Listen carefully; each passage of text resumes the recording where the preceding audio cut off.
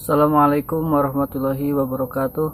Yang terhormat dosen pengampu mata kuliah belajar dan pembelajaran PAI 2 Dr. Hajah Hilda Aini Syifa MAG, serta rekan-rekan PAI 5A yang saya cintai dan juga saya banggakan. Alhamdulillah, pada pertemuan kali ini kita akan membahas mengenai materi pembelajaran konstruktif. Untuk selengkapnya silahkan disimak. Baik teman-teman, yang pertama yaitu ada pengertian pembelajaran konstruktif. Kata kontekstual sendiri yaitu berasal dari kata konteks yang dalam Kamus Besar Bahasa Indonesia mengandung arti yang pertama yaitu bagian sesuatu uraian atau kalimat yang dapat mendukung atau menambah kejelasan makna. Kemudian makna yang kedua yaitu situasi yang ada hubungan dengan suatu kejadian. Kemudian menurut para ahli, yang pertama adalah menurut Johnson 2008 bahwasanya metode pembelajaran kontekstual adalah sebuah proses pendidikan yang bertujuan menolong para siswa melihat makna dari materi akademik yang mereka pelajari dengan cara menghubungkan subjek-subjek akademik dengan konteks dalam kehidupan keseharian mereka, yaitu dengan konteks keadaan pribadi, sosial, dan budaya. Pengetahuan dan keterampilan siswa diperoleh dari usaha siswa mengkonstruksi sendiri pengetahuan dan keterampilan baru ketika ia belajar. Kemudian yang kedua yaitu menurut Suherman 2003, pembelajaran kontekstual adalah pembelajaran yang dimulai dengan mengambil ataupun mempraktekkan, menceritakan, berdialog atau tanya jawab kejadian pada dunia nyata kehidupan sehari-hari yang dialami siswa, kemudian diangkat ke dalam konsep yang dibahas.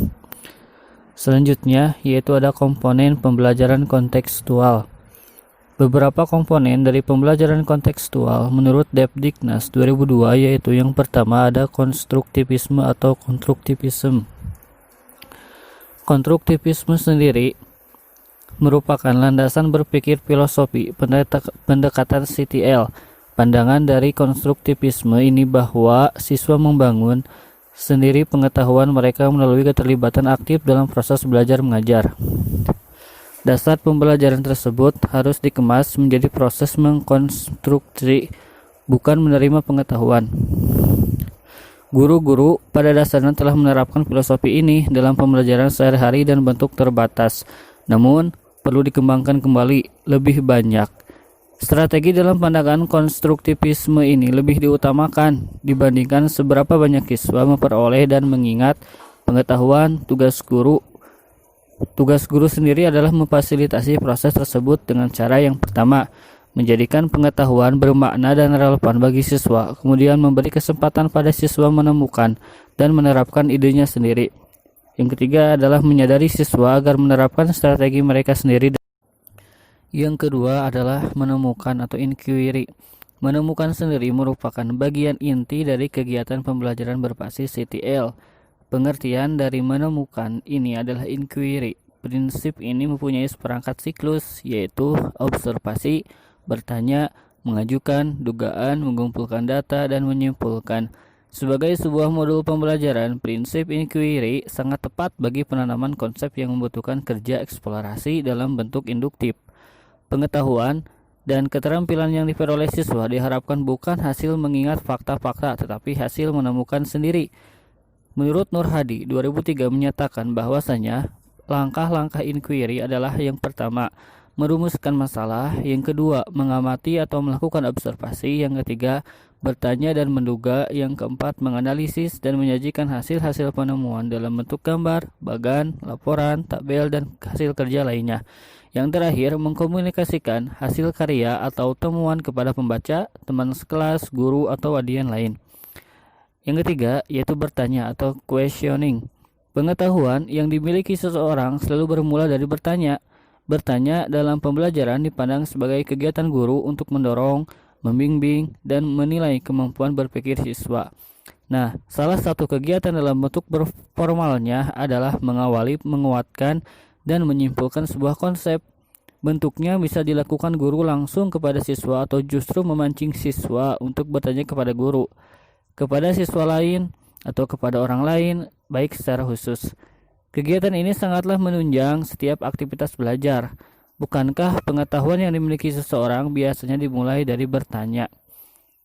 Kemudian yaitu ada masyarakat yang keempat atau learning community. Konsep masyarakat belajar menyarankan agar hasil pembelajaran diperoleh dari kerjasama dengan orang lain, baik antar teman sejawat, antar kelompok, antar tahu ke yang belum tahu. Seseorang yang terlibat dalam kegiatan masyarakat belajar memberi informasi yang diperlukan oleh teman bicaranya dan sekaligus juga meminta informasi yang diperlukan dari teman belajarnya. Prakteknya dalam pembelajaran dapat terwujud dalam pembentukan kelompok kecil, kelompok besar, ataupun mendatangkan ahli ke kelas dan lain-lain. Kemudian ada pemodelan atau modeling. Nah, suatu pembelajaran atau keterampilan pengetahuan tertentu ada model yang bisa ditiru. Model tersebut dapat berupa cara mengoperasikan sesuatu, melafalkan bunyi, cara menemukan kunci dalam bacaan, dan lain sebagainya. Jika seorang siswa pernah memenangkan lomba baca puisi siswa, maka hal itu untuk didemonstrasikan keahliannya di depan teman sekelasnya, maka siswa itu dikatakan. Kemudian selanjutnya ada refleksi atau reflection. Refleksi adalah cara berpikir tentang apa yang baru dipelajari atau berpikir ke belakang, baik tentang hal-hal yang telah dilakukan pada masa lalu. Refleksi merupakan respon terhadap kejadian, aktivitas, atau pengetahuan yang baru diterima atau ditemukan. Misalnya, setelah belajar perkembangbiakan secara vegetatif, seorang siswa merenung. Berarti menanam biji pohon jambu teman saya itu adalah cara yang kurang tepat, mestinya saya cangkok saja agar rasanya sama. Pembelajaran guru hendaknya menyisakan waktu untuk refleksi, misalnya pernyataan langsung tentang hal-hal yang baru diperoleh, kesan dan saran, diskusi, catatan, atau jurnal di buku siswa. Selanjutnya ada penilaian yang sebenarnya atau authentic assessment. Assessment adalah proses pengumpulan berbagai data yang bisa memberikan gambaran perkembangan siswa. Gambaran tentang kemajuan belajar itu diperlukan di sepanjang proses pembelajaran. Oleh karena itu, assessment dilakukan sepanjang proses dan kegiatan nyata yang dilakukan siswa, baik saat melakukan pembelajaran. Kemajuan belajar tidak hanya dinilai dari hasil ujian tertulis, tapi dari proses yang dinilai dari berbagai cara. Selanjutnya yaitu pendekatan kontekstual dalam pembelajaran. Nah, beberapa pendekatan CTL menurut Saliman adalah sebagai berikut. Yang pertama adalah problem based learning, yaitu suatu pendekatan pembelajaran yang menggunakan masalah dunia nyata sebagai suatu konteks bagi siswa untuk belajar melalui berpikir kritis dan keterampilan pemecahan masalah dalam rangka memperoleh pengetahuan dan konsep yang esensi dari materi pelajaran. Kemudian yang kedua ada authentic instruction, yaitu pendekatan pengajaran yang memperkenankan siswa untuk mempelajari konteks bermakna melalui pengembangan keterampilan berpikir dan pemecahan masalah yang penting di dalam konteks kehidupan nyata. Yang ketiga ada inquiry based learning, yaitu pendekatan pembelajaran yang mengikuti metodologi sains dan memberi kesempatan untuk pembelajaran bermakna. Yang keempat ada project based learning, yaitu pendekatan pembelajaran yang memperkenankan siswa untuk bekerja mandiri dalam mengkonstruk pembelajarannya, baik pengetahuan dan keterampilan baru, juga mengkulminasikan dalam produk nyata.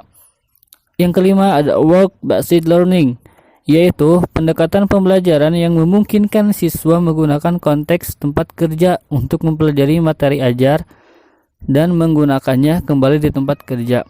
Yang keenam ada service learning, yaitu pendekatan pembelajaran yang menyajikan suatu penerapan praktis dari pengetahuan baru dan berbagai keterampilan untuk memenuhi kebutuhan masyarakat melalui proyek ataupun tugas terstruktur dan kegiatan lainnya.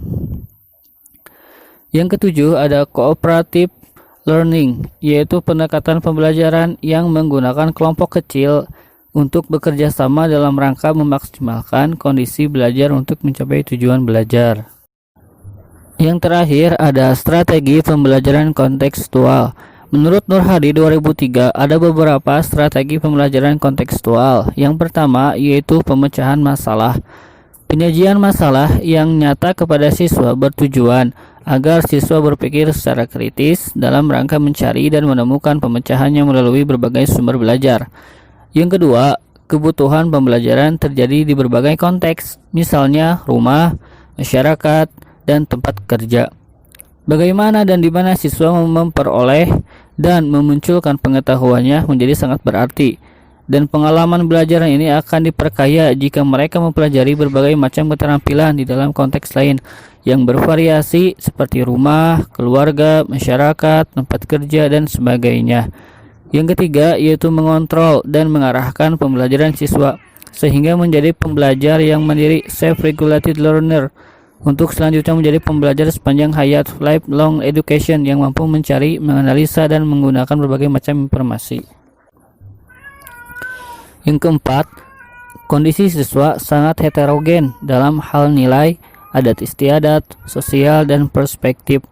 Perbedaan tersebut dimanfaatkan sebagai pendorong dalam belajar sekaligus akan menambah dalam kompleksitas pembelajaran kontekstual.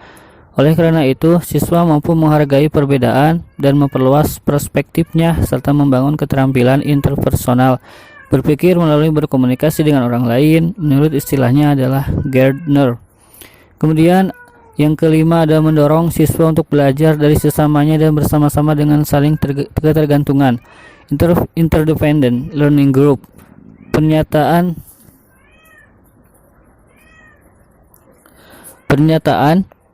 tersebut bahwasanya orang selalu hidup dalam kebersamaan yang saling mempengaruhi dan berkontribusi terhadap pengetahuan dan kepercayaan orang lain.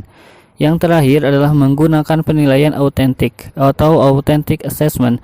Artinya, penilaian sejalan dengan proses pembelajarannya, bahwa pembelajaran telah terjadi secara menyatu dan memberikan kesempatan dan arahan kepada siswa untuk maju dan sebagai alat kontrol untuk melihat kemajuan siswa dan umpan balik bagi pembelajar. Pertemuan kali ini kita telah selesai menyimaknya. Yang mendengarkan baik, yang menyimak baik, tetapi yang lebih baik adalah yang mengamalkan. Asykurukum ala ikhtimam minkum ila liqa. Assalamualaikum warahmatullahi wabarakatuh.